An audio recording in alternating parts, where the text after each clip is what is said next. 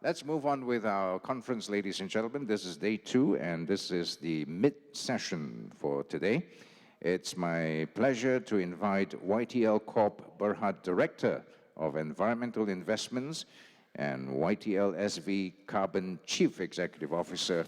He's going to talk to us about the end of throwaway living. Please welcome Ralph Dixon, everybody. Thank you again for having me here for the second or third year, I think. Great presentation by Dow and a lot of what we heard yesterday. Unfortunately, when we prepared the slides, we weren't sitting here listening to the amazing content and ideas and solutions that are being presented. But obviously, you know, we just try and build on and try to reinforce the ideas that we're talking about. The end of throwaway living. Some of you may have remembered, I don't think many of you here, but 1955, Time magazine published a front page image of a mother and a son throwing products into the air. The beginning of throwaway living. So I said, now you don't have to wash up, you don't have to reuse items, you can throw everything away. And that was obviously the advent of the invention of different types of plastics and petrochemical plastics like Parksine and Bakelite. And that then resulted in this new culture in the 1950s of throwaway living. So now, hopefully, 70 years later, we're going to come to the end of that, the end of throwaway living. The scale of the problem has obviously multiplied. And what you can see here is that about 50% of the packaging market globally is dominated by plastics. Paper is about 15%, and the rest is metal, glass, foil, and the other substrates. This will triple by 2050.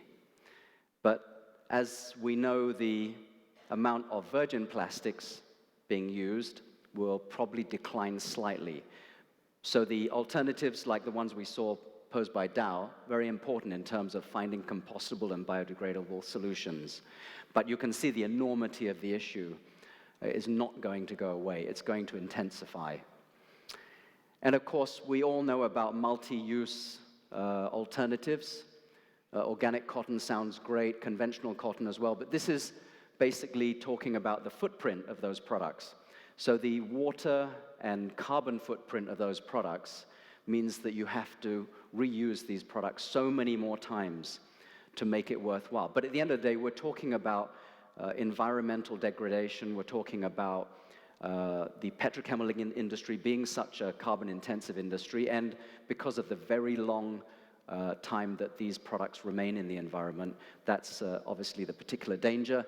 And the microplastics that result from the slow degradation of the product. So the alternatives may look unfeasible, but we have to consider, when we talk about paper, for instance, then the alternative, we can't use a paper bag too many times before it starts to fall apart.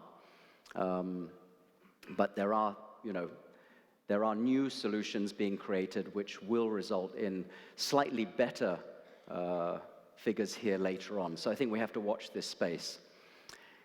And we haven't got Malaysia or Singapore here, but you can see the amount of plastic that is recycled or otherwise. So we know that if anybody's been to Greece, you will appreciate the enormity of the problem there. Even in places like Jordan, the problem with the plastic waste. So very little recycling. And we go down to the other end of the spectrum, like Liechtenstein, where it's incinerated. So Singapore would probably sit around the Austria-Liechtenstein area, where almost everything's incinerated. We want to get to the space, you know, somewhere around Denmark, Norway, where there's a good degree of recycling and less incineration. And I'll talk about end-of-life treatment later on. And of course, Malaysia, we have a particular issue, not only domestically, because we have 20% of our waste made up of plastics, 12% from diapers. There is a project with, I think, Procter & Gamble in Italy, which is a diaper recycling project. It's just more on a pilot basis now, but they have very high quantities of diapers being recycled there. And the project so far has a good degree of success. But in Malaysia, we still have an enormous amount of leakage into the environment. This is partly due to the difficulties, because Malaysia is such a broad country. It's a bit like Indonesia, you know, we have very porous borders. We have very difficult enforcement challenges. In addition to that, we obviously have the issue of imported waste, which is, as you all know, in the last year or two, has been highlighted. And this has not stopped. The problem continues, again, because of the difficulties of enforcing certain border flows. The porous borders result in products leaking in. So whereas Japan is the top importer here, that's the official statistic. And that includes products like blast furnace slag and you know, bottom ash. So those are actually scheduled imported waste that are used in areas like aggregates for cement products. So a certain amount of that is not reflecting what we call the plastic and non-recyclable waste issue that we've encountered here. But you can see that the problem is compounded by this dumping ground. Thailand, Indonesia, Philippines, Malaysia being the main areas that are suffering from developed countries' waste following the closure of China's borders to this waste, which has obviously created all sorts of issues around the world. And the challenges, you're no strangers to these major challenges. Part of it we mentioned yesterday. For those of you who were here at the panel, we mentioned the issue of consumer resistance or cognitive dissonance. We know what we're doing is not right. We know what we're doing is bad. But we don't have the options available to us, or we're not willing to change. So human behavior, attitudes, habits are one of the major challenges. Obviously, we talked about enforcement, porous borders, difficulty of enforcement. If you raise the tipping fee in Malaysia to the level of Singapore, say 55 Sing dollars per ton, what would happen here? You may get even more illegal dumping because people are going to avoid the tipping fee. So tipping fees aren't necessarily the solution. They're fit for country. So Singapore is a very controllable area, is a very policeable area, so it makes it much easier to impose those high tipping fees there for all types of MSW and other waste streams. And of course, technology, again, we were talking about this yesterday, is, you know, creating two parts of it. One was extended producer responsibility. The other part is consumer behavior, driving this from the bottom up, but governments using regulations to push this from the top, but at a slow pace. I think we all heard the response from Dr. Nagu and YB Yo saying, we've got to move at a reasonable pace. We can't move at a very fast pace because we will encounter or create other difficulties or problems as a result of that. So infrastructure will be created as a result of bottom-up, top-down, and producers then come to the area where we, come to the point where we have the infrastructure, we have design that creates the ability to move products through the system and the infrastructure there to handle that flow in a place where we have such diverse products. And of course, in Malaysia, you have the additional difficulty of halal. So we have to be aware that MSW and recycling, there are challenges regarding the use of recycled PET, for instance. Again, just highlighting one of the issues, you know, on the right-hand side, we've got the prunes that come in a flexible packaging bag. That's probably a 4-layer flexible packaging, totally unrecyclable. It has a Ziploc, so there's a certain amount of hygiene. But then we have the product on the left, on your left, which is the prunes packed individually. Is this really necessary? You know, consumers have got to vote with their feet. We've got to say, no, this is not the way to go. We don't want this product. Then we have the people who are trying to do the right thing. And this is a product I got in my goodie bag the other day from a swimming race in Singapore. And you've got your steel straw with your nice cleaner, and it's all packed in a plastic bag, which has no further use. That it's non-recyclable. It has to be disposed of in general waste. So again, a bit of inconsistency there with regard to the thought process that's gone into this. You know, we're trying to do good, but are we thinking through the whole thing properly? So I think we come back to that problem of where does the responsibility lay? And clearly, extended producer responsibility keeps coming back as a recurring theme. And I think there is no answer for this, you know, apart from the fact that producers have to be responsible for their waste. And we have to create circularity around that responsibility. And that, of course, has to be driven again from bottom up and top down, i.e. regulations and consumer behavior.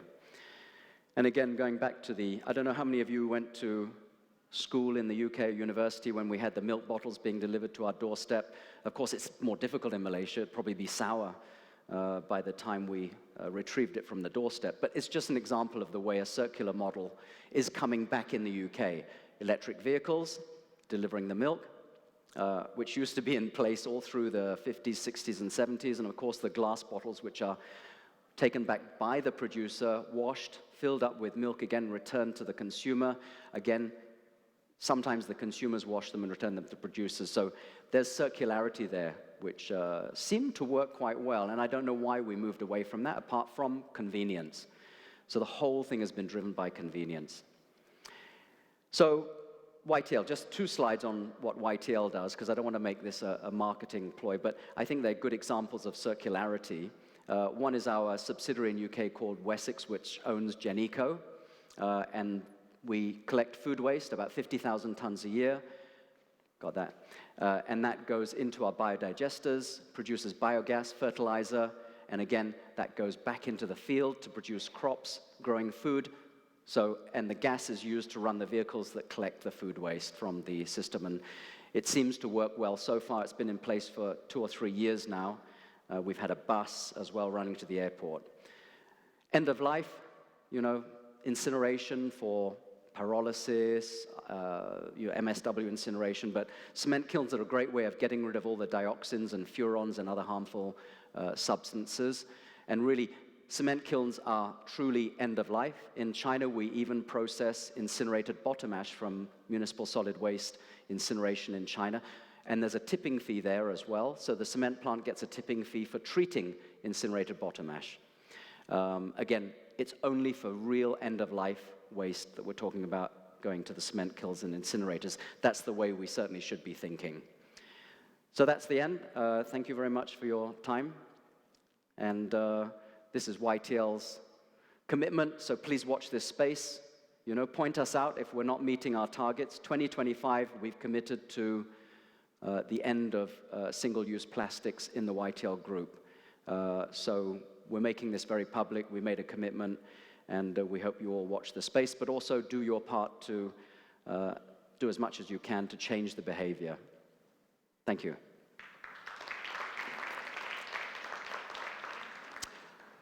So a question there, as consumers, what can we do to speed up the transition to circular economy? I suppose we have to vote with our feet. You know, our wallets are the way we have to make ourselves heard. Products which are not sustainably packaged, which are not sustainably delivered and produced, and there's little circularity in the systems, obviously then we have to avoid those. And I think that we also have to be vocal in the way that consumers highlight and stand out against the products that don't work in a circular economy. I think that's the only question we had, so thank you very much for your time. But up next, ladies and gentlemen, it's PETRONAS Lubricants Chief Executive Officer who is going to share his thoughts with us on sustainability. Would you please join me to welcome Giuseppe D'Arrigo. Thank you very much, and thank you for having me today. I try to go along a little bit. I mean, I'm hearing very interesting presentations and thoughts, and some thought-provoking statements as well. Let me tell you first that I'm not going to be trying today to give you recipes for saving the world or telling you that our company, my company, is finding the right solutions, but I'm trying to tell you a little bit what we are, how we are changing in this ever fast and demanding world, and how we're trying to make a bit of a difference, and how we're using our brand to better connect and also better shape consumer-informed decisions. We are, as a company, at the very heart, a progressive energy and solution partner. What it means is that we're trying to do things slightly better all the time, but we recognize that our role is to provide energy the world needs to move on and progress. At the very core, we're trying to enrich life for a sustainable future. What it means is that we're trying to get our customer, our community and people to get the means they need to progress their lives. And we try to do that in a sustainable way for the shareholder, but also for the environment in which we operate. Now, with this in mind, we ask ourselves, okay, what is the role that our brands play to make sure that the customer, consumer, understand better and have a better choice? Brand is, if you look at on the dictionary, and one funny, a meaningful way to define it is that it's a leasehold right of consumer mind. It can be a force of evil because it can manipulate, it can actually drive consumer to make their own decisions, or it can be a force of good, and that's the way we intend it, to provide and connect better in a way that resonates with the values and actually create more values. But I think in the end, a consumer has a choice, and we saw it before, consumers should make a choice with their wallet, but more often than not, when the choice is between a product or a service that provide a more sustainable solution at a higher cost, consumers usually say no. That in a wider perspective thing. This is something we should be aware of. Now, let me go through the journey that we went through. The first thing is, we started from a realization. The realization is that we need more energy, and we will need more energy over the coming years. We needed to progress, to process, to move, to create, to go about our life and making sure that we are fulfilling the potential of the society and also the future generations. And despite the forthcoming change in disruption in technology, when it comes to mobility, for example, the requirement for fossil fuel energy from gas in particular will increase. As you can see on the back end, this graph on the right-hand side shows the progress of energy requirements of the next 25 years. And what you see that although there is a growth exponential from renewables, it won't make for the requirement that the world will need. And on this side, on your left side, when you see this pie chart, what it shows is that when it comes to CO2 emission, which are one of the main culprits when it comes to the human-induced global warming impacts, transportation is potentially a big slice of it. You should know that over the last few years, despite of all the sensitivity and all the great, let me say, projects that globally have been pushed through, the rate of CO2 emission has doubled in terms of growth compared to the previous year. And you would expect this actually to increase more and more in the future. So what this says that the CO2 emission will increase, and the energy demand that actually is the driving force of that will go up as well. In this situation, the company is in a dilemma because we are providing that energy that the world needs. And we recognize that whatever effort we do to switch between different kinds of sources, we really have to work on making the system more efficient.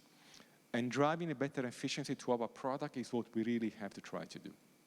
So let me now go back into my business. So I'm actually the CEO of the lubricant business for PLI, for PETRONAS, which is not the largest business unit, but the one more visible across the globe. We had to be more real about our role into creating better efficiency in the whole mobility sector. And that came into a pledge. A pledge is a commitment that we do as a company towards all our stakeholders. 2 years ago, at the Geneva Motor Show, we were the first company operating this space, making a public pledge in terms of the resources that we are dedicating to creating efficiency solution when it comes to our fluids that impact the CO2 emissions. And we committed to devolve 75% of our budget to that. I'm actually pleased to say that today we are nearly at 90% of that. That major effort in terms of resources, what you see here on the back is our most advanced and newest investment in R&D done in Italy, which is a state-of-the-art facility for developing the fluids for the future. The effort we're making here is develop technology that translates into products that improve the usage of more sustainable energy for mobility. And we're serious about this. And I mean, this journey starts from a pledge, and this is what we are doing. Now then we go into product and brands. What you see here is just the areas of our power brands. Power brands are our main category brand for our products. We operate in the space of automotive, but not only. Also, we cover industrial application, we cover in agriculture and many sectors to our products. Syntium is our power brand for the automotive sector. Urania is for the heavy-duty automotive sector, and all the others. Now, the point I want to make here is that we carry our values and our positioning of the product through the brand. And I think it's to be now realigned to our new sustainability pledge and our new effort to improve efficiency. We have to think about what our brands stand for and how they can connect to customers to make sure that they can make the right decisions. We're starting from a realization that we have to provide a better source of technology. Etro+, which is the base oil at the bottom, is a fundamental piece of the story because it's a product that we derive from a particular waxy crude oil we extracted in Malaysia. And through our technology, we create the most advanced base oil that allows for development of synthetic fluids. Now, synthetic fluids plays an important role in improving efficiency of any applications, and these actually are the core of our product. I can anticipate to you that we're working on, I would say, a circular plastic solution to actually create from waste plastic a sustainable base oil for future application. This is something that will feed into all of our products. Now, I want to take you to the next level, which is, okay, how do we then get to the consumer with the right message on a category product? And let me talk to you about our core product, which is Syntium. The picture you see here is what we're standing for when it comes into automotive applications. So we are heavily involved into Formula One sponsorship, but also into developing up to 7 fluids for the Mercedes-AMG Formula One car. Actually, very, very good at it. Actually, we showed that over the last 8 years, we have improved car performance by 1 second per lap. And 1 second per lap in the economy of a race is a lot of advantage, right? So we're very good. Now you ask yourself, how does this connect to the sustainability? We're trying to think about how can we derive from this car, which has got 1,000 horsepower, is a 1.6 liter turbo-compressed engine that doesn't really resemble a normal car of every day. A normal car has a thermal efficiency of 22%. So that means that whatever energy you put into the car transforms in waste for 78% and 22% into traction. The Formula One car, instead, over the last 6 years, went from 34 to 52% thermal efficiency. What it means, it requires half the power required for the same road car to do the same distance. What we're trying to do here is develop thermal solution for this car that can actually be applied to the average user and is in tune with our philosophy to improve efficiency for a more sustainable use of energy and future. We learned quite a lot about this, and we're trying to put into our product that everybody can use the same technology and potentially the same impact. We're trying to reposition our brand in tune with this. The latest development of our Syntium proposition that we launched in Malaysia recently is formulated with special technology that we are good at developing, and that in combination with our product that we have, allow for a 5.2% improvement in fuel efficiency that translate in much lower CO2 emissions. Is it resolving the needs of the world? No, it doesn't, clearly. Does it provide a temporary solution? A little bit. I think any little effort that we can make to provide that solution is welcome. Now, how are we reposition our product in that line? This slide we show at the Geneva Motor Show. What it shows is that what does it mean translating the usage of one single car using our product in terms of benefit for the environment. The amount of CO2 that we saved in this way is equivalent to 10 trees for 1 year. If we try to picture what that means, if you're using in Malaysia that product in all the vehicles around, you will actually save approximately the size of Taman Negara 135 times. So actually quite a big piece of forest that you will save. I think that helps. We're moving on also in creating the next generation of fluids for EV.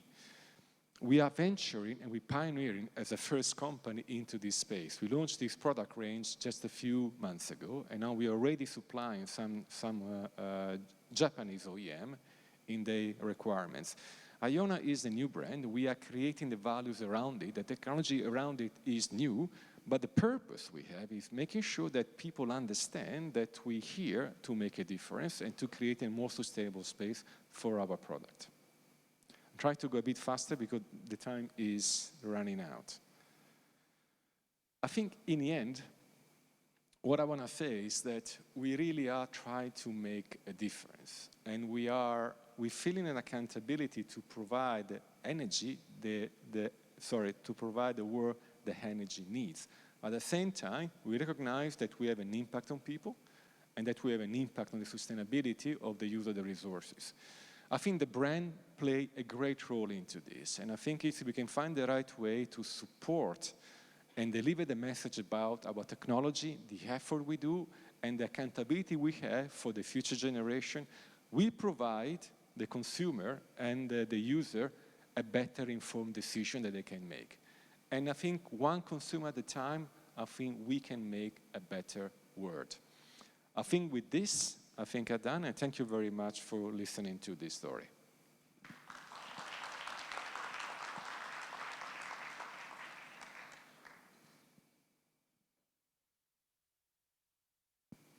Okay, so the first question is, everybody seems to be doing their part.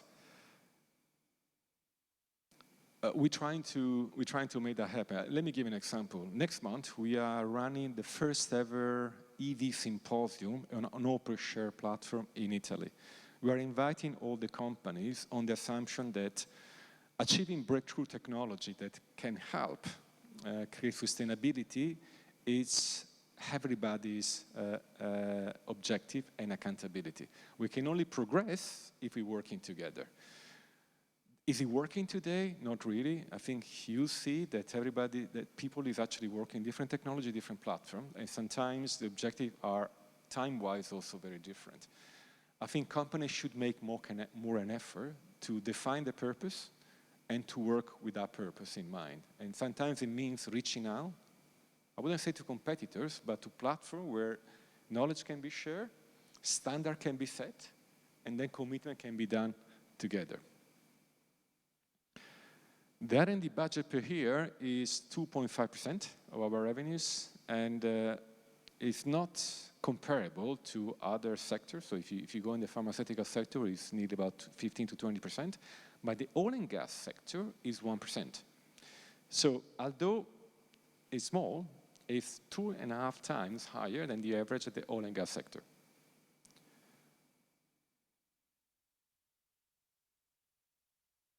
I think we're not trying to, our product in the EV space, electrical mobility, got the objective to provide short-term solution to technology that is transitionary. What it means is that we actually don't have the final killing technology that provide a zero-emission solution globally. I think what we have is an adaptation of existing technology which is fit for purpose for those vehicles. I think we are trying to make those vehicles more efficient, especially in the thermal stability of the battery. I mean, if you don't know, the battery needs to operate within a very strict window of temperature. Otherwise, the run of the battery, the charge goes down very quickly. The battery works better when there's a stable temperature, about 25 degrees, which is not a normal condition in the winter in Northern Europe, or potentially in the summer in Australia, where you got very big differences in technology.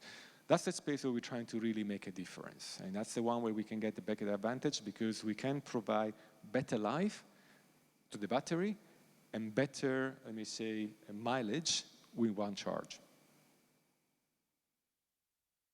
Okay, that's it. Thank you very much. Up next, ladies and gentlemen, driving plastic circularity. This is a very, very hot subject.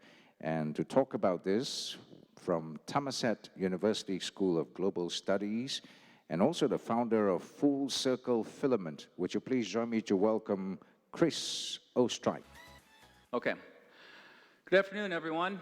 I'm going to try to cover a lot of ground in 15 minutes. So if you miss any of the links or the resources I share, I have my slides available on lineartocircular.com.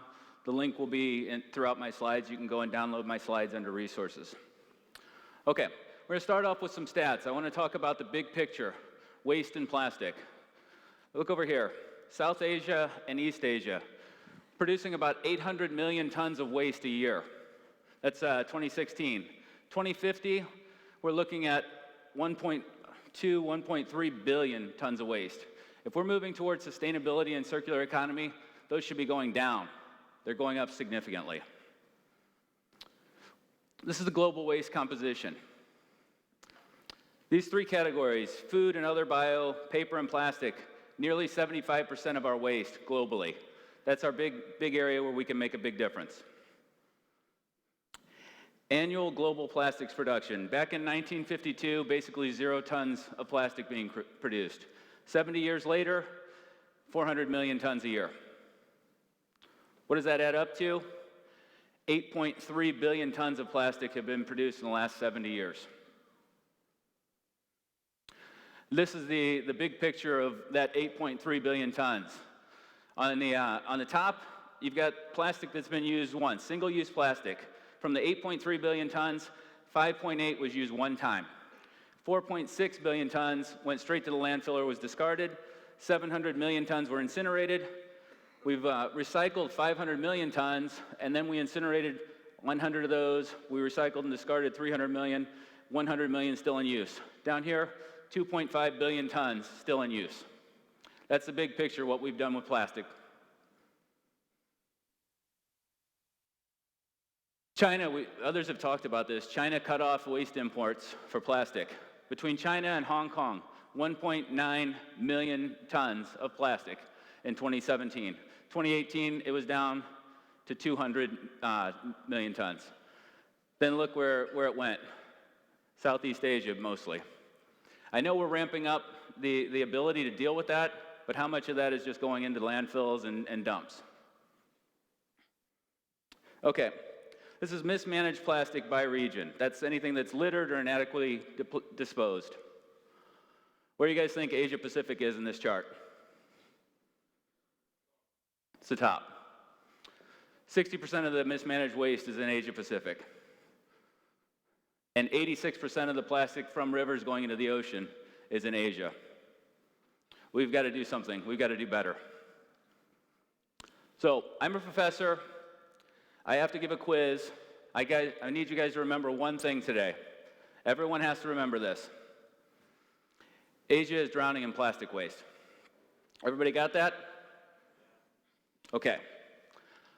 Nature works in cycles. We learned this all in high school, right? Water cycle. Water evaporates, it rains, it snows, it comes down, it goes back to the ocean, and it does it again and again and again. Humanity doesn't work in cycles. We take, we make, and we waste, and then we go back for more. Walter Stahel says, either we choose the circular economy as a strategy for the future, or nature and external factors will choose it for us. It's our choice. This is Kate Rayworth. She's a professor at UCL. She has an idea called donut economics. Who's familiar with this? Okay, you're all going to be familiar now. This is her idea that you have a donut for humanity to live in. We've got an ecological ceiling that we stay within, and the planet's going to be fine. We can be sustainable as a society. We have a social foundation where everybody gets their needs met, basic needs, food, water, shelter, that sort of stuff. Here are the categories. You got things like climate change and land use on the outside, the ecological ceiling, and you got like food, water, income, and that on the social foundation. Here's where we are. Anything in red, we're doing horrible with.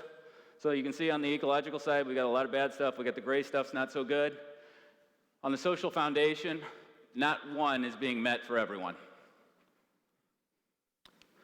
So we've heard people talk about climate change and who believes or doesn't believe. If you don't trust me and you don't trust the near consensus of scientists, will you trust Goldman Sachs? Because this is what they say is coming. More frequent, more intense, and longer-lasting heat waves, destructive weather events, changing disease patterns, shifting agricultural patterns and food shortages, and water stress. And they left off something. More displacement. You're going to have millions and millions of people being pushed from where they live into other places by this. You guys know Ellen MacArthur, right? She's got doing all the circular economy stuff. She says switching to renewable energy is vital to addressing climate change, but insufficient. To reach our goals, we need to transform how we design, make, and use products and food. To do that, we need to transition to a circular economy that meets our long-term needs. So this is from a recent study that they did. They say that to get rid of all of our current emissions to get to a net zero, 55% of that can come from renewable energy. The other 45% has to come from the circular economy. We have to change how we do business if we want to get there. This is one of the projects I'm involved with, the Circular Design Lab. What we're doing is we're teaching community members how to do systemic design, which is where you take design thinking and systems thinking and pair them together. And you redesign systems to be sustainable. And so what we've been doing is we've been building community. It's really been cool because we reached out just through our networks. There were 4 of us that were working together as academics. We had some designers, some systems thinkers, people who had done a lot of facilitation. We decided to see if people wanted to do this. We reached out. We got a really good positive response. We had about 80 people take part in our first round of workshops. We've got a couple hundred people that have come together in our community. There's what we've seen is a lot of latent demand. People who feel like it's not their job to do sustainability. But you open the door and people come rushing in. So we're building capacity for future possibilities. These people may never do a project with us, but when they go back to work, they're different. They know more. They're thinking about these things when they're making decisions. And so we're using systemic design to drive beneficial change, and it's just really been amazing to see the community come together very quickly. We started this project a little over a year ago. We're starting our second round of workshops now, and we got themes on waste, air pollution, and fashion that we're going to be doing. And if anyone is interested, reach out to me. We want to spread this around the region and hopefully global eventually. And so if you'd like to learn more about this, my colleagues and I are going to be on Disruptive Innovation Festival, November 14th at 6 p.m. KL time. We're not on the schedule yet. It'll be on there sometime next week, I think, at thinkdiff.co. And these are some of the resources that we use. These are fantastic. Systemic Design Toolkit, Follow the Rabbit from CoLab, and Theory U from the Presencing Institute. Really great resources when you're thinking about systemic design.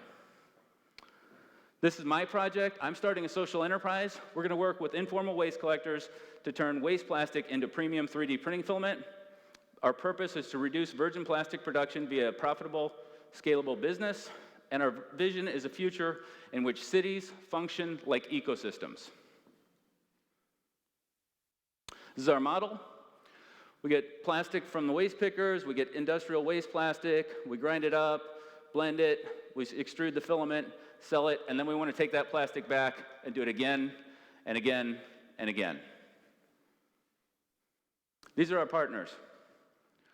We've got great partners. And let me tell you something, starting a social enterprise where you're trying to do something big is extremely hard. And there are a lot of people that are trying to do stuff like I'm trying to do who do not have access to platforms like this. They don't have access to resources. So please, if you're in a corporation and you want to see stuff like this happen, look for opportunities to help social enterprises. They need your help. They need the access. They need your mentoring. Please help them. Another great resource. If you're not sure where to go, or you have people in all these different departments that don't know what to do, the Circular Economy Practitioner's Guide from WBCSD is an excellent toolkit. Loads of good stuff out there. And one of the really nice things they do, they've got 8 different business cases where you can go to the leaders in your company and say, hey, look at this. Here's a good reason for us to do this. You don't have to reinvent the wheel. The arguments are already out there for you. This is a new tool that they're coming out with. It's supposed to be out by January.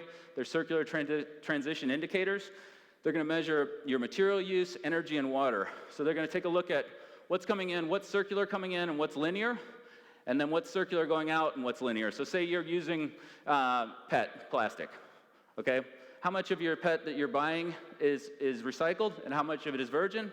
And on the way out, how much is being recycled in general in the place that you're at, and how much is not being recycled?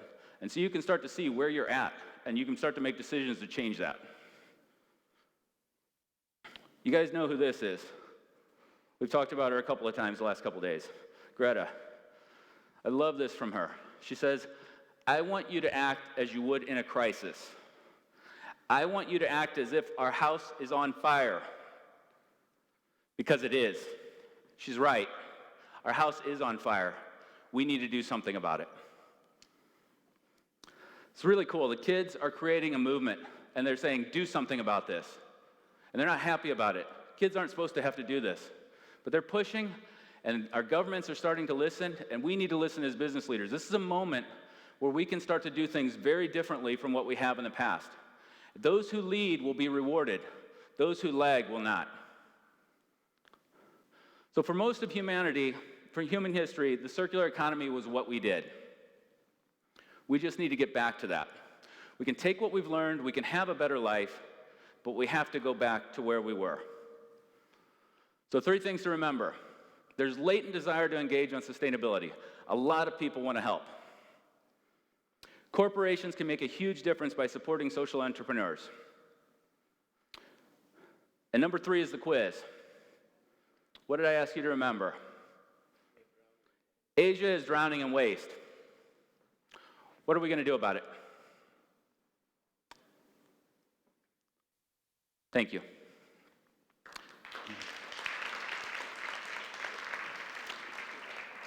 Do I have any questions?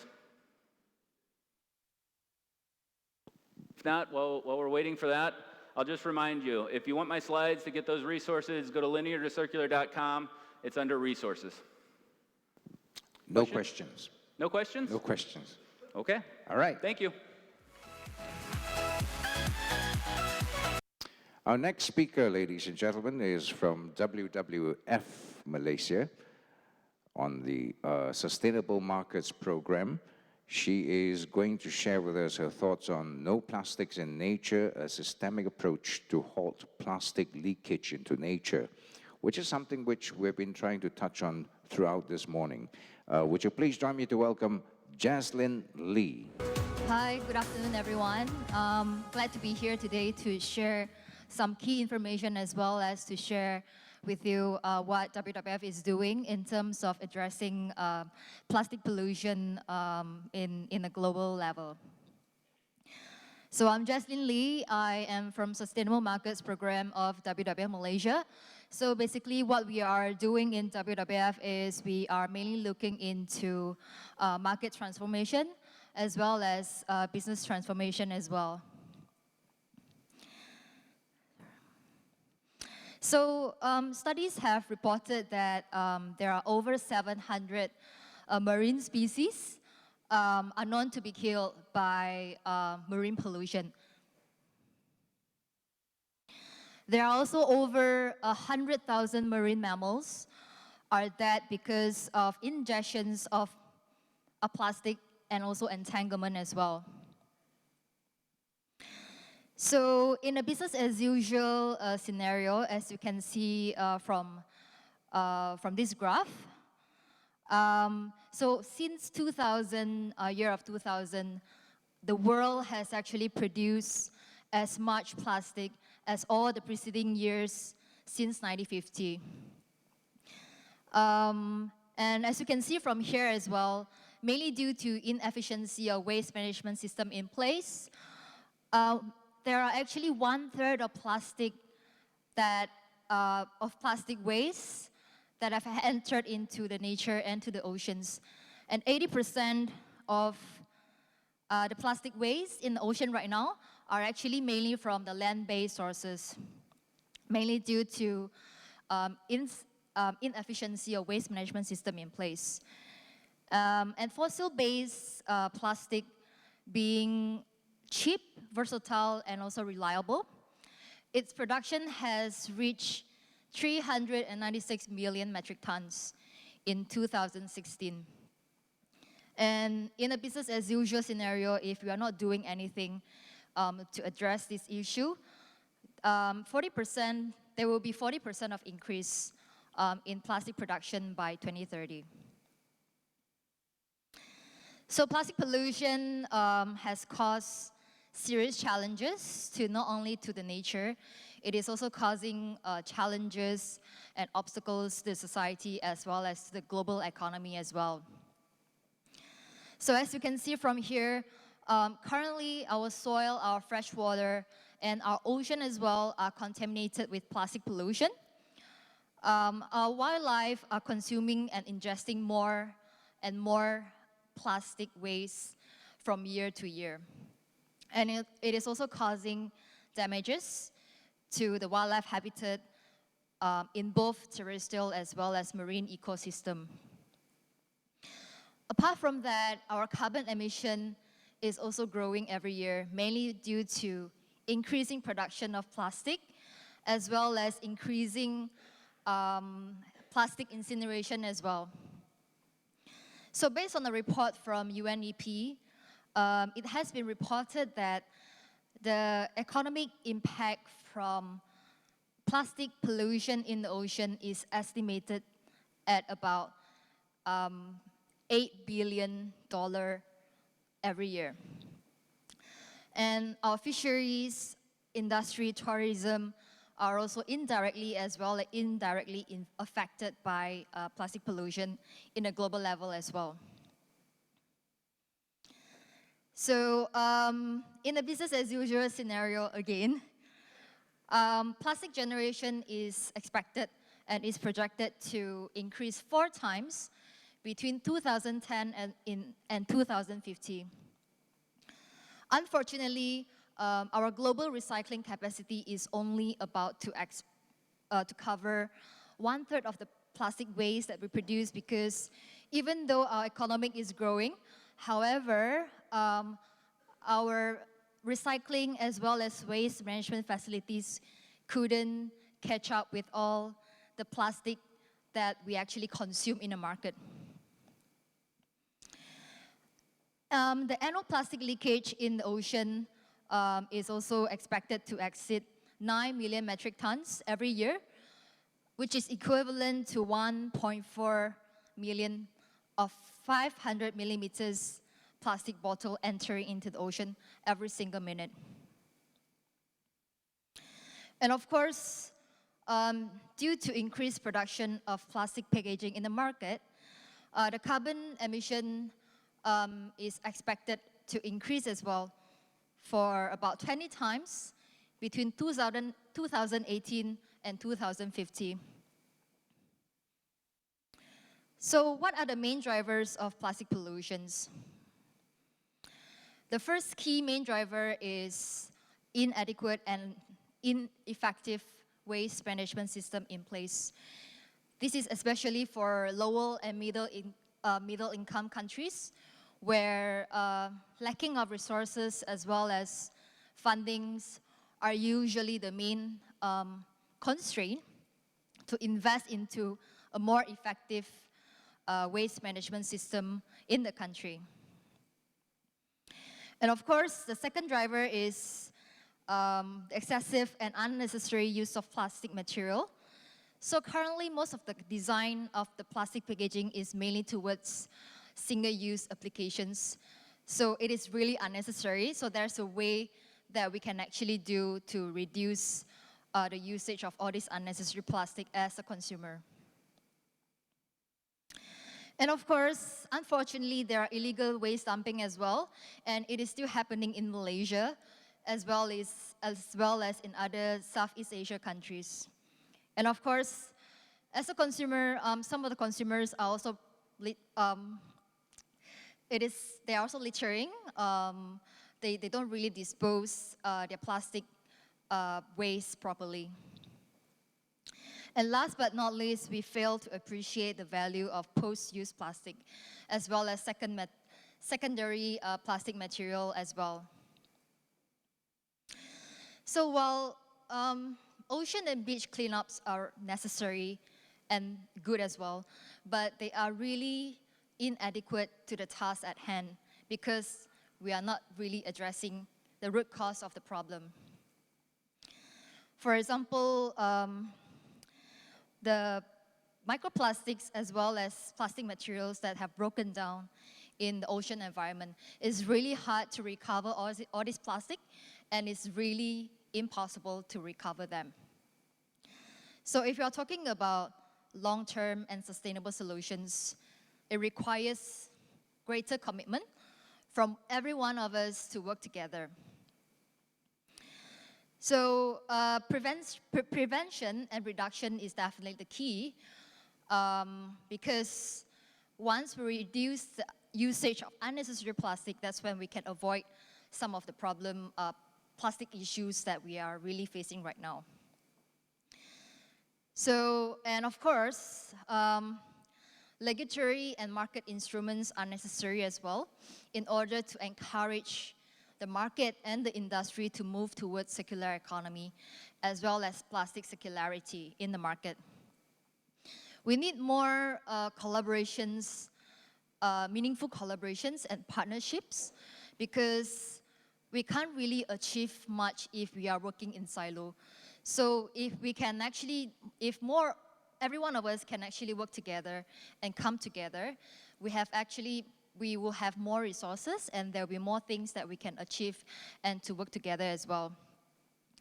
And of course, it is also very important for consumers like us to really change our behavior, the way we consume the plastic products, as well as the way we dispose the plastic products as well. So there is no one perfect solution in terms of addressing plastic pollution, as you can see from here. And of course, if you are working on all these areas, it is actually more impactful, as well as more cost-effective as well, comparing to investing in cleaning up efforts, for example, like beach cleanup. In WWF, we have a vision for no plastic in nature by 2030. So what we are trying to achieve here is to reduce the production of fossil-based plastic, reduce the usage of single-use plastics, and also to reduce the usage of unnecessary as well as excessive use of plastic materials in the market. So we would like to create a circular value chain where we can increase the reuse of plastic materials. We would like to increase recycling, as well as the recovery of post-consumer plastic material as well. So as you can see from here, we would like to have a systemic solution in order to change the system. So the ultimate goal here is to stop the plastic leakage into the nature and into the environment. So in WWF, these are the key main areas that we are currently working on. And The first one is definitely we are currently also working with businesses and industry players as well. So we work with businesses and companies on their targets, their goals, and we also talk about sectoral collaborations as well. And apart from that, we also advocate for a producer responsibility organization, where we call it PRO, where businesses and industry players, they actually take their own initiative to improve their collection system in order to bring back the post-consumer plastic packaging back into the system, where they can actually reuse it in their production. Of course, government also play a very critical role here, where it is very important for government to develop a very strong framework as well as policies as well. So it is also a key for us to work with government and policymakers, especially on the adoption and implementation of extended producer responsibility on a national level. We call it EPR. So what we would like to achieve here is that we would like to shift some of the responsibility of the waste management system right now from the government and from the people to the producers and to the manufacturers as well.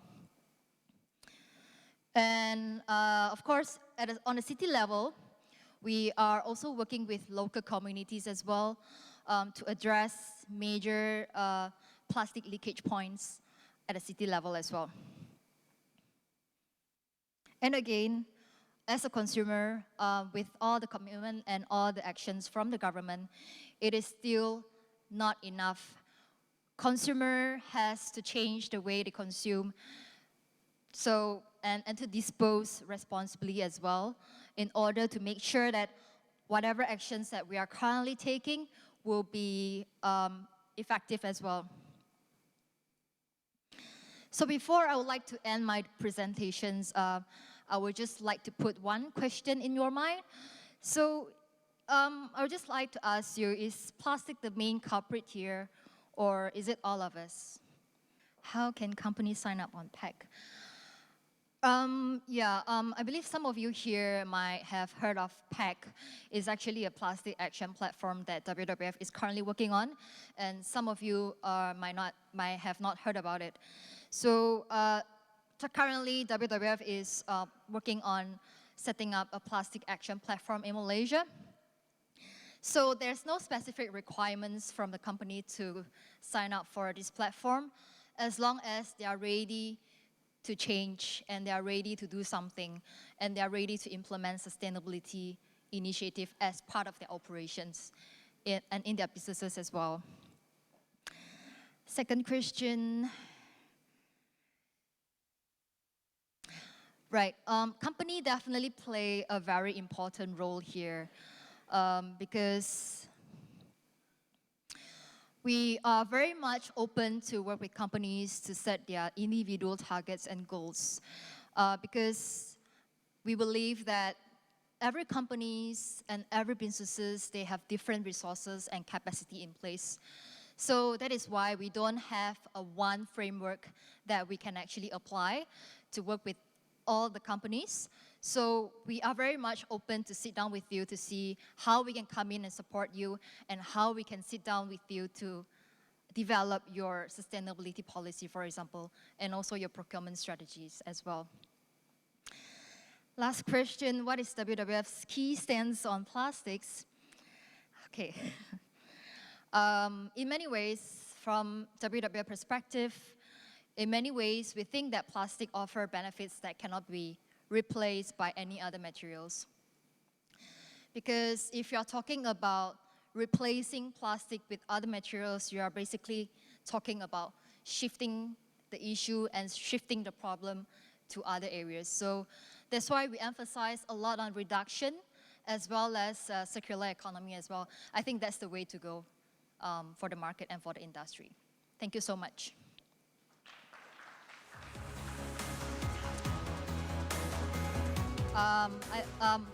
After this, my colleague Thomas from WWF Malaysia as well will be presenting his presentation on extended producer responsibility. Hi everyone, my name is Thomas Schuldt. I'm from WWF Malaysia, closely working with Jazlyn and the Sustainable Markets team. My talk today is about EPR, and in case you've been wondering what these magic letters are that everyone has been talking about in the 2 last days, this is the moment to find out more about how it exactly works, and in addition, how the WWF can help you to become part of an EPR scheme.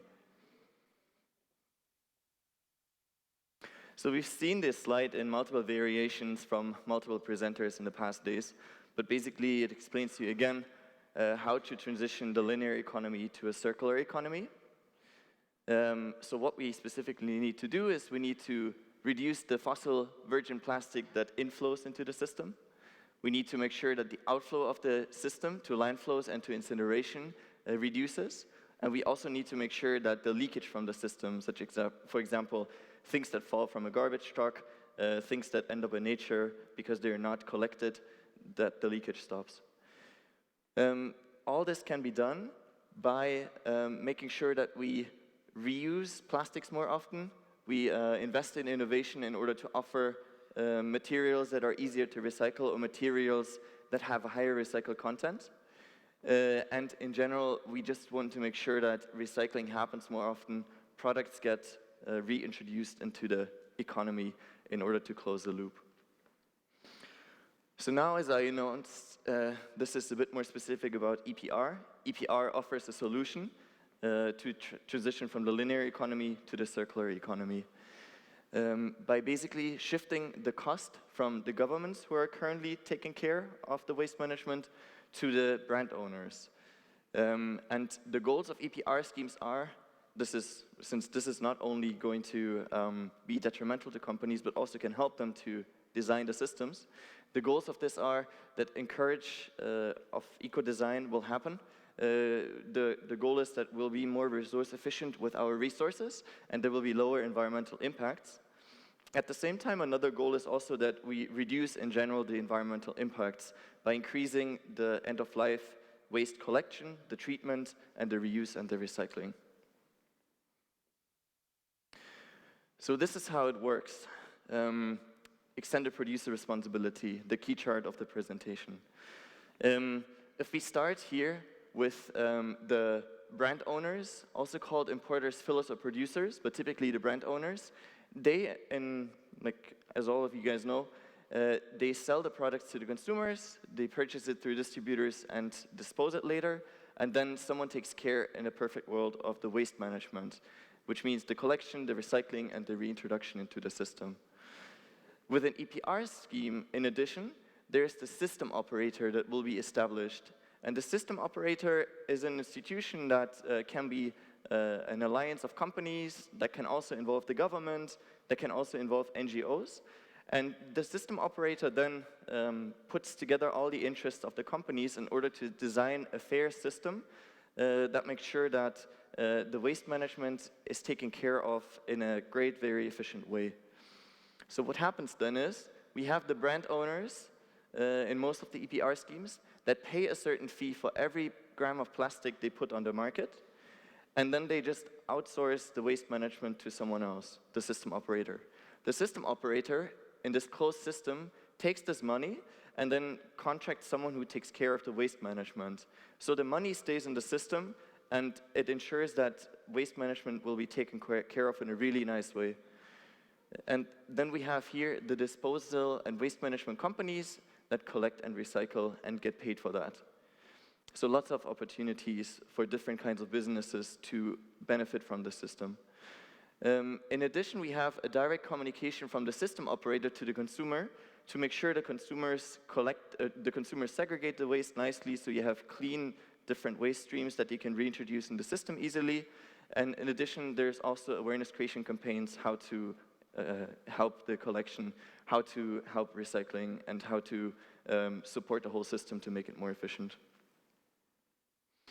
So EPR is actually not a new concept. It has been established already in the late 80s in Europe, and is also working in the United States, Japan has it, Taiwan has it, multiple countries in Southeast Asia are also thinking about introducing it.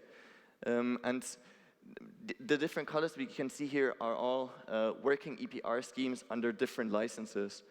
Typically it's under the green dot, but there are so many different alternatives that can be implemented. What's interesting to see are these success stories here. So EPR in the European Union led to a reduction of material. For example, a 1-liter detergent bottle uses 64% less material than it used to use in the 1970s. And this is all because of the fee structure of the EPR schemes that incentivize you to have very lightweight packaging, or maybe also replace the packaging with non-plastic alternatives, if that's beneficial to the environment. So there are multiple examples. Yogurt pots also decreased in weight. PET bottles also decreased significantly, all because of EPR schemes. Another great success story is in Germany, where I'm actually from. The recycling rate of PET bottles increased to 94%. So there's almost nothing of PET ending up in nature. It all gets reintroduced into the system and recycled, and new PET bottles are made out of it. We have a reduction of municipal waste also from EU landfills. It halved basically during the last 20 years. And there's a huge wave of innovation and entrepreneurship, because now it's attractive being in the field of waste management. You can develop solutions, and some of the solutions were also presented here by the different companies that work to improve the system. So what are the benefits of EPR schemes? We have environmental, social, and economic benefits. I think to everyone, what's quite obvious is we have reduced plastic waste disposal because producers are encouraged to make their packaging more lightweight. Hence, there's less waste on the market, or less plastic entering the market that's going to get disposed.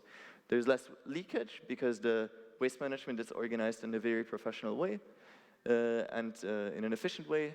Sometimes even different waste management companies are competing against each other, which will even drive down the prices for recycling more.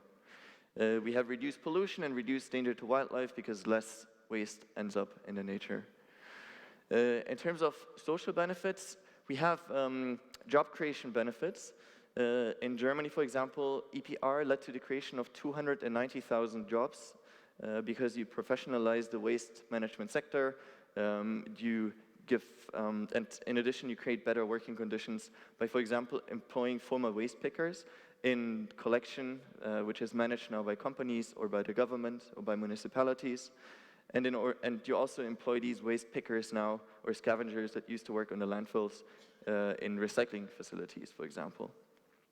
And also, EPR offers you to a great corporate social responsibility opportunity if you, like many other companies already, start contributing to one of these EPR schemes. There are lots of economic benefits too. I think coming from formerly McKinsey, that's something very important, and understanding the companies quite well, that money needs to be made through these systems and they need to be profitable. We professionalize the waste management sector. You create official business opportunities rather than having it in the informal sector. We strengthen the secondary plastic raw material market because when you collect and segregate the waste in a nice way, you don't need to do, or you don't have the dirty waste anymore, basically, and you can reprocess it again easily at a lower cost. Government budgets get also reallocated, so governments can spend their money, hopefully, on a better healthcare system, hopefully on improving other initiatives, education. And we have a decreased societal cost to health and industries coming from EPR schemes because they clean up the beaches, for example, where tourists like to stay, and there is a lower cost because you don't need to clean up these beaches anymore. So, in case you've been wondering who's doing this already, we have in Southeast Asia 6 countries that I'm actually covering with the EPR project from the WWF side. We have the usual suspects that are participating in all these systems in the different countries: the Philippines, Thailand, Vietnam, Indonesia, Malaysia, and Singapore. Coca-Cola is a great example. Nestle, Unilever, Tetra Pak is also very involved. But we also have an increasing amount of local companies that join these producer responsibility organizations, which typically then lobby for a fair regulation that government should put in place to avoid free riding and to avoid a fair pricing of the system where everyone can profit. So what does the WWF do in EPR? What is the WWF project about? In general, like my colleague Jazlyn already mentioned, we have the No Plastic in Nature initiative.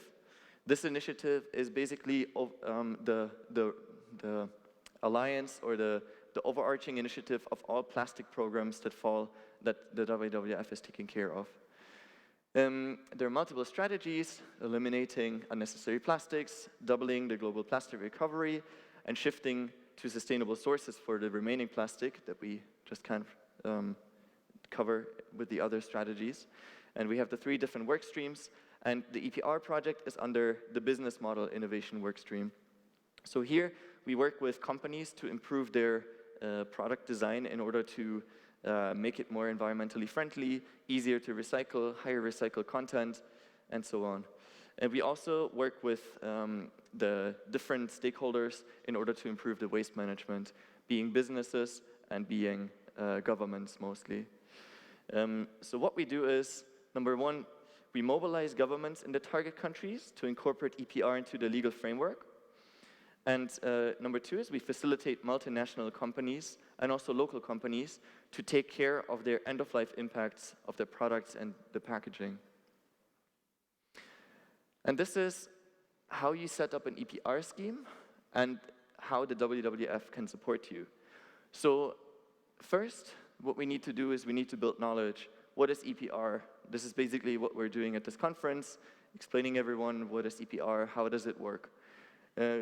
We can also do this in a more individual way. We can come to companies, we can come to governments, bring in experts, and also give a similar talk discussing concerns and discussing challenges and how to overcome them. Then the next step is we need to have a solid database and perform research and feasibility studies. For Malaysia, we're currently in the process of doing this, and same for other countries, commissioning studies, sometimes with partners, in order to have a solid database, in order to have recommendations. What does an EPR scheme for Malaysia look like? How do we implement it step by step? So we have a manual basically ready for policymakers and for government and for companies in order to implement EPR. Then we need to align the stakeholders. It's important to form these alliances that I just showed on the previous slide. We are more than happy to help here, providing contacts to other businesses who are also interested, to governments, and to the civil society. And we're also happy to organize and facilitate alignment meetings in order to found these alliances and find common ground. Then it gets a bit more formal here. We're helping to establish a producer responsibility organization. These are the alliances of companies that want to work towards EPR schemes, lobby governments, and then get a fair EPR regulation in place.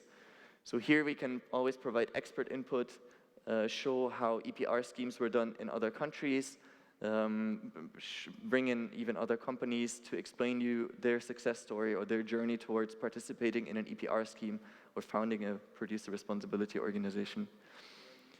And then as the last step, it's lobbying national governments for fair regulation, because this should be a system where no free riding happens. This should be a system where lots of business opportunities are being created, and a system that works for everyone, where also the consumers are involved, where also the government is involved, and making sure that enforcement happens too.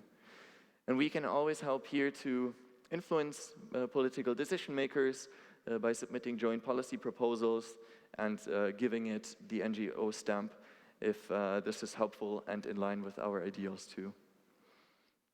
So that's it about EPR, and wanted to thank you for your attention.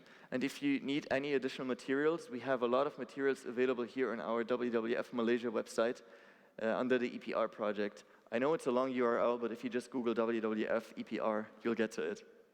Thank you.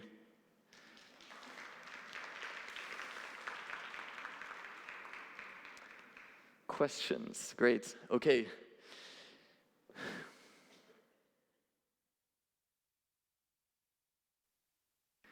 Yeah. To the first question, how to make EPR schemes also successful in the developed world, that's a really good one. The main challenges here are that the collection is working kind of, but there is no segregation. So, and there's also a very limited amount of available recycling capacity. So in order to solve these problems, I think there are multiple things that can be done. Number one is, in order to increase the segregation, you need to educate a lot of consumers to help you with this, because this is where the whole circular economy journey starts. So what companies have been doing, and for example, what also Dow Chemicals presented us before, is they work with communities and show them how to set up these 2 bins in order to feed the separate, like the recycled waste stream back into the system, and then also sell it to companies that can reprocess it. So that could be helpful. In terms of working, and in terms of setting up the infrastructure, this is often happening through public-private partnerships. Companies need to move ahead often, and then also lobby for subsidies, because these infrastructure, the recycling infrastructure, will in the end also help to solve a government problem to clean up the plastic waste that's lying out everywhere. So governments should be also subsidize these facilities. And what also can be done is, it should be just stable markets need to be created. So if you are a recycling facility, you want to make sure that your output gets bought by sufficient companies if there's interest. And at the same time, you need to get enough of input also that feeds into your recycling plants, because otherwise your plant is underutilized and not profitable. So we need to fix segregation, we need to fix the collection, and we need to fix the infrastructure in order to make it happen. To working EPR schemes in the a bit more developing world that were recently introduced are in Taiwan. Many of the Southeast Asian countries are looking for the Taiwanese solution, which was once a big problem with plastic waste everywhere, but now fortunately they solved it and they have one of the highest recycling rates in the world. Feel free to reach out in case of any additional information about this. For next question, is EPR really truly feasible for Malaysia? Yes, for sure.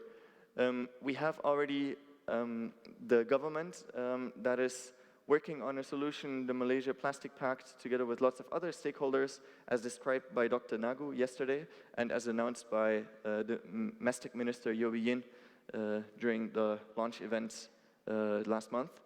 In addition, it's feasible because there's already a quite functional collection coverage in place all over the country. Now you only need to educate the consumers to segregate the waste and put the recycling infrastructure in place, and find companies that reliably take this resource, the recycled plastic, and reuse it in their manufacturing processes. Some of these companies that presented during the last 2 days. The last question is, can circular economy be applied to all products, or will some remain as naturally linear? In terms of plastic, there are these 7 types of plastic, and some are certainly more easily convertible to a circular economy. PET, for example, is likely the easiest example to reuse and reuse. PVC, for example, is a quite difficult case, or polystyrene, the styrofoam products, because it's a bit more difficult. It's very lightweight also, and high volume, which makes the collection and the recycling more difficult. Hence, what many experts are actually saying is that in the future we might converge to only 3 to 4 to 5 types of plastic and not have the 7 types of plastic anymore, and also find alternative materials that can replace plastic wherever possible. So that would be my take on this. Thank you.